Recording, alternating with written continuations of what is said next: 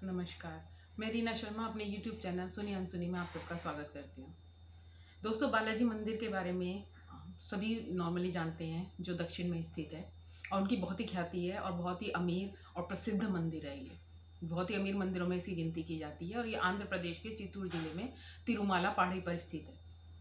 इसकी क्या खासियत है कि इसके बहुत सारे रहस्य हैं जो शायद अब तक किसी को पता नहीं चला। जैसे कि जो इसकी मूर्ति है, जब आप गर्भगृह में जाते हैं तो वो मध्य में स्थित दिखाई देती है, लेकिन जैसे ही आप मंदिर से बाहर आते हैं तो आपको वो मूर्ति दाईं तरफ दिखाई देती है, मतलब मध्य में नहीं दिखाई देती है। फिर जो इसके प्रांगण में एक दिया है, उसमें ना कोई तेल डलता है ना घी डलता है, लेकिन वो लगातार जलता रहता है। ये नहीं पता आज तक कि किसने जलाया, कैसे जलाया, किस चीज़ से वो जलता रहता है, परंतु वो जलता रहता है। और जो इस मंदिर के दाईं तरफ है, उस पर एक छड़ी है। कहा जाता है कि भगवान जो वेंकटेश हैं, जो इस मंदिर में उपस्थित हैं बालाजी के रूप में, उनको एक बार बचपन से में इसी छड़ी से मारा गया था, जिससे उनकी ठुड्डी पर चोट लग गई थी। और इसके लिए उनके उस पर चंदन का लेप भी लगाया जाता है ठुड्डी पर, जिससे उनके घाव भर जाए। और इसमें भगवान वेंकटेश अपनी पत्नी के साथ स्थित हैं, और जब उनका श्रृंगार किया जाता है तो नीचे धोती ऊपर साड़ी से किया जाता है। वो इसलिए क्योंकि कहा जाता है कि इनके अंदर लक्ष्मी का वास है। इसका प्रूव ये होता है कि जब इनका वीकली चंदन का लेप इनका रोज उतारा जाता है तो उसमें लक्ष्मी जी की छवि दिखाई देती है जो लेप में। तो कहा जाता है कि इनके हृदय में लक्ष्मी जी निवास करती हैं, इसीलिए इनका जो पहनावा है वो भी नीचे धोती और ऊपर साड़ी है, ताकि मतलब लक्ष्मी जी का इनमें वास है, वो ये दर्शाता है। और जो इनके बाल हैं वो कहते हैं कि असली हैं, मतलब ना उलझते हैं, ना रुखे होते हैं, ना कुछ, मतलब बिल्कुल जैसे असली बाल होते हैं, बिल्कुल वही है।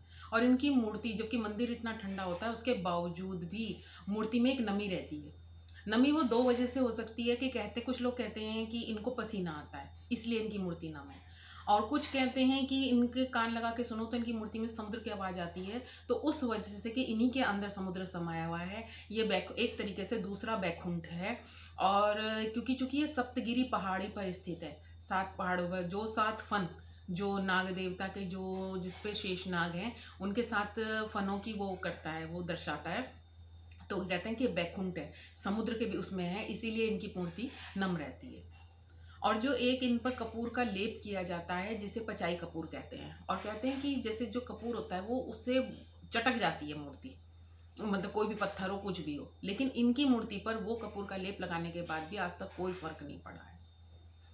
इसी तरह इनके एक और ये है कि जो इनके मंदिर के पास एक गांव है 23 किलोमीटर की दूरी पर, वहीं से इनके सब फल फूल, दूध वगैरह जो भी चढ़ावे का है या जो भी है मंदिर की इनकी सामग्री, वो सब सामान उसी गांव से आता है। और किसी भी बाहरी का प्रवेश उस गांव में वर्जित है। और उसमें कोई भी जो स्त्री होती है वो सिला हुआ कपड़ा नहीं पहनती है। वो तो इस मंदिर का भी एक रूल है कि इसमें आप सिले हुए कपड़े नहीं पहन के आ सकते। और जब आप कोई मनोकामना मांगते हैं और मनोकामना पूर्ण होती है तो उसकी एवज में यहाँ पर सब अपने बाल चढ़ाते हैं। और ये नहीं है कि सिर्फ पुरुष ही अपने बालों का दान करते हैं, इसमें स्त्रियां भी अपने बालों का दान करते हैं। और इसमें कहा जाता है कि लगभग 20,000 लोग एक दिन में अपने बालों का यहाँ पर दान करते हैं। करोड़ों लोग यहाँ पर आते हैं अपनी मनोकामना पूर्ण उसमें। और इन बालों को फिर दान आगे बेच दिया जाता है यूरोप वगैरह में, मतलब जो मंदिर का 1/4 पैसा है, जो कमाई है, वो इन्हीं बालों के दान से आती है। इसी प्रकार इस मंदिर के कई और रहस्य हैं, कई चीज़ें ऐसी हैं जो भगवान के, मतलब तो उनके मूर्त रूप होने के, कि भगवान एक है, मूर्त रूप में है, ब्रह्म रूप में है, उसकी व्याख्या करते हैं कि हाँ, इस दुनिया में अभी भी भगवान अपने किसी ना किसी रूप में विराजमान है। और इन मंदिर पे सबकी बहुत ज़्यादा आस्था है।